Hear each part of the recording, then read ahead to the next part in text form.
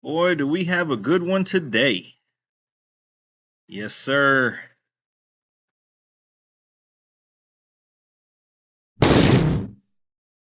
Welcome to the home of the DIY movement, where we build stuff and paint things.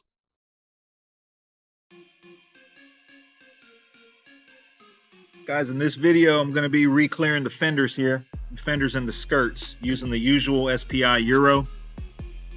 Mixes 4 to 1 to 1. Typical stuff, you guys seen it before. That's the wipes that I like to use with the wax and grease remover. I believe they're lint free, or they don't have very much lint at all. Where we left off, these were sanded in 600 last Saturday, so it's been 5 days of near 100-degree weather. So I think they've gassed out everything they need to gas out. I wiped them down already, and we're going to be spraying 3 more coats of the Euro 2020 on the fenders and the skirts right here as you see them. Got them hung up there on just a little step ladder and some baling wire, and we're going to spray them vertical just like we did the hood and trunk. The inside of the skirt's been color matched Raptor liner just like the bottom of the car. So let's get to it.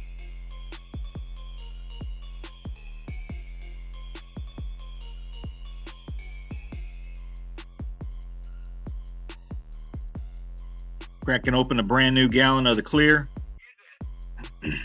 I believe I went ahead and mixed up 18 ounces, which is 12 ounces of clear, 3 ounces of activator to make 15, and 3 ounces of reducer. I figured that would be more than I needed for one coat. So what I did was I mixed up 18. I sprayed one coat on everything. Then I poured what I had left in the gun, poured it back in the cup. See how much I had left, which I believe was about 6 ounces. So that let me know that it took 12 ounces to give everything one coat. So that was my point of reference on how much clear, that this job is going to take and how much I should mix. And when the job was all said and done, I had about an ounce left in the cup, so it worked out perfect. Let's get right to it. Spraying at about 30 psi, 2.5 turns on the fluid of the LPH 400 Iwata 1.4 tip silver cap. Got tight overlap going. We're working with about 80% overlap, and on that section right there, about a 5-inch section, I believe I went about 4 or 5 passes. This is real time. This section right here is not slowed down. You can see the clear's got fine atomization going on. So what you want to do is you want to connect the dots like I said previously. Right here I sprayed a different method just to demonstrate that you can spray however you like. All you got to do is pay attention to your gun distance and your overlap. Some spray like this, some spray like I did on the driver's side fender. You got to look at how the clear is landing on the panel. Right there I saw that it wasn't as wet as I wanted it, so I went back. You're looking at the reflection of the lights. This section right here is also in real time. Tight overlap. Filling in the dots. Sprayed with the door closed completely, so it got pretty foggy. Trying to minimize as much trash or lint as possible. The second and third coat I went ahead and cracked the door because there was no need to get that foggy in there. Guys, you got to forgive me, I'm doing this voiceover outside. My neighbors over here shooting their pistols. Going around catching the front of the fender. You got to put clear everywhere. The clear ain't gonna put itself on it. You gotta apply the clear.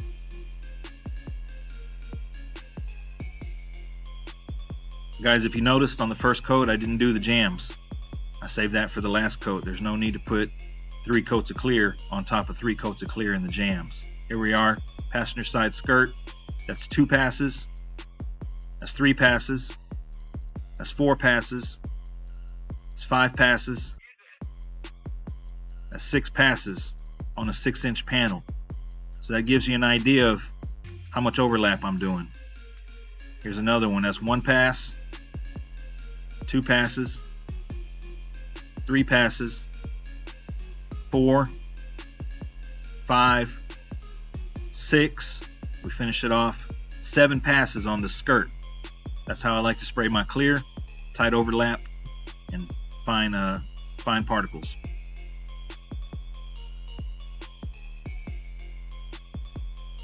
All right, this section right here is sped up 3 times. All I'm doing is remixing the clear. I figured how much I needed, so I went ahead and mixed up enough for the second and the third coat, I believe.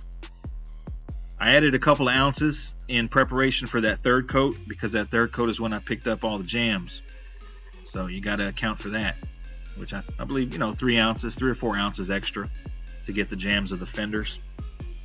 I like reusing the disposable cups, as you just saw. There's no need to throw away that cup. You can crack the lid off, reuse it, wipe it down. It's still good. So kind of stretch your materials out. That's what we're about. We're about saving money. The section right here is sped up twice. Pretty much the same process. You like to start where you started the previous time. So the first coat, I started on the driver's side fender at the front, went around to the top, and finished it off exactly how I did on the first coat. That including watching your flash times is going to give you good results. You don't want to start your second coat where you last finished your first coat, because that section may have not flashed off completely, or worst case is you can run it. Right here, camera's a little off, but you can see we're getting down low. We're catching the edges. We're moving on over to the passenger fender. Same process. That's 1 pass, 2, 3, 4, 5. 5 passes across the top, which is about as wide as the fender skirt, or the quarter panel skirt, I should say, is. So just to give you an idea, we're running a full fan. I don't like to run the fan completely wide open. I open it all the way up, and then I bring it in about half a turn or so, which really doesn't affect the fan size. I just don't like to run it wide open because it can get kind of finicky with certain guns. Same process, picking up on the front of the fender. Same process with the skirt. All we're doing is repeating the same thing that we just did. We're going to do it 3 times. You got to be consistent. Consistency is the key.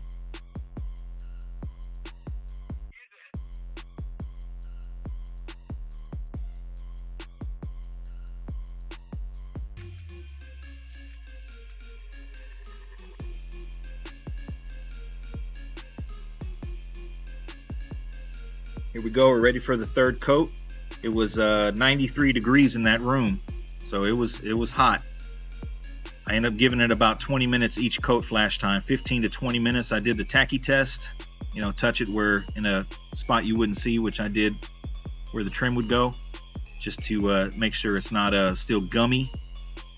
If it leaves a little bit of your fingerprint, then it's good to go.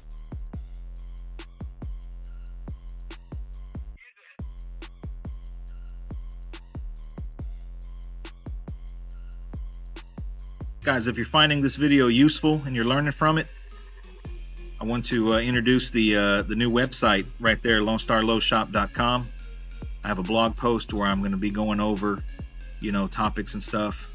I also have a little merchandise store. You guys can buy shirts. We sell stickers. We sell koozies. We're going to have hoodies back in stock. They were a big hit last fall and winter. And it's just something you can do if you want to support the channel. I'm never going to sit and ask or beg for money, but if you enjoy the channel and you're learning from it, we can exchange some money for a product, which is the merchandise. I also sell the firewall kits. We're working on more things, more products to sell. I sell paper templates you can use. I sell, cruiser skirt gaskets, new view gaskets. I'm collaborating with some more people to get more products for the do-it-yourself crowd out there. Trying to save you guys some money. Just want to throw that out there. We launched the website last Friday, so it's been almost a week, and it's been a good week. I want to thank everybody for their purchases. We're moving right along. This is the third coat of clear. As you can see, same business, same thing. You got to get down low. You got to put clear on the bottom of the panel there. It ain't going to put itself. You got to You got to put it on it. You got to be deliberate with the gunplay, like one of my viewers said. We're wrapping up this video here. It's 3 coats of clear, and end up being 12 ounces per coat. And then I think the last round was about 15 ounces to make up for the jams on the fenders. Hope you guys enjoyed this video, found it useful. Just want to also mention the gloves I'm wearing, Hardy brand gloves. Get them at Harbor Freight. I like them better than the surgical rubber gloves. Surgical rubber gloves, man, I sweat a lot, and you risk, dripping some sweat running down your hand. Those Hardy gloves kind of absorb the sweat. Here's the finished product.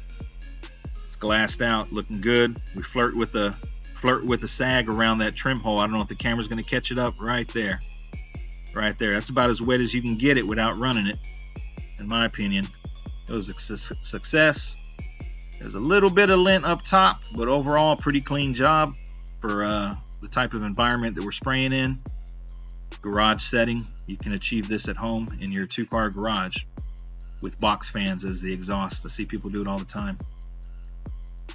So these things are flow coated along with the trunk, deck lid, roof. So the roof is next, and I might do that this weekend or maybe Monday. I'm not sure. We already got it sanded, so that's up next, and then the shell, and then we're going to be done. Here's the passenger side skirt, looking like glass. It's going to be a glass action lawsuit around here.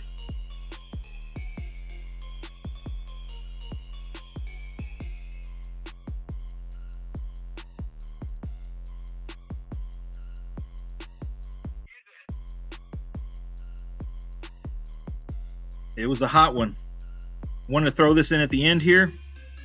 That is my gun cleaning kit, and I wish I would have thought of this years ago, but since I thought about it about 2 months ago, I want to share it with people. Basically, it's a brush cleaning kit, got off Amazon for I think $7. You put them on a key ring, and now they're all in one spot.